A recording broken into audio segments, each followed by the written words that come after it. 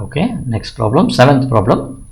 Now, the mass at the end of a pendulum is move in a horizontal circle of radius r, horizontal circular motion. The magnitude of the net force. What is the net force? See, if I draw the free body diagram, this should be your tension, this should be your centripetal force.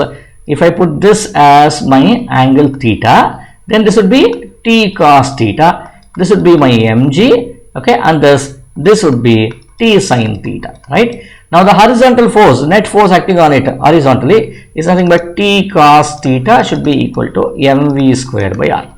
Okay, this is nothing but your centripetal force. Okay, the magnitude of the net force acting on the mass is F. Net force acting on it is equal to F.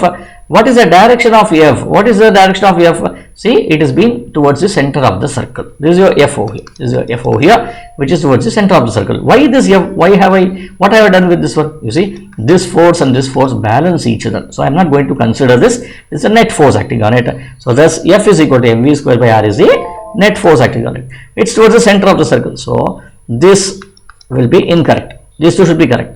Now what about the work done? Now work done, what is work done here? Work done is given by F dot displacement, right? Now what is the displacement vector here? Now you see, when the particle is going like this, what's the direction of velocity vector? Direction of velocity vector is like this. What is the force acting? Net force acting like this. What is the angle between them? Angle between them is 90 degrees. Thus here F dot S is nothing but Fs cos theta. The theta is the angle between the displacement vector and the force vector.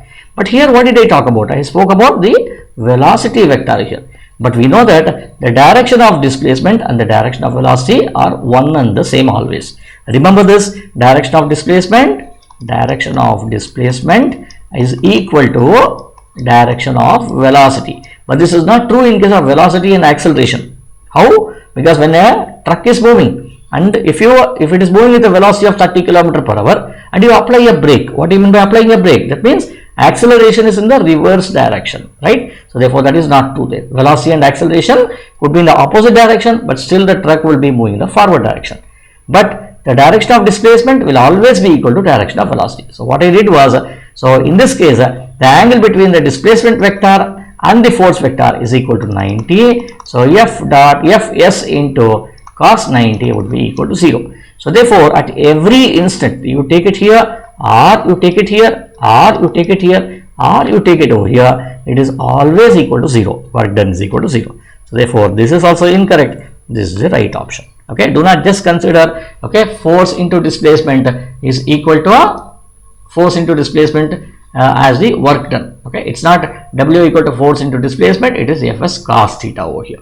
Okay, let us move on to the next one.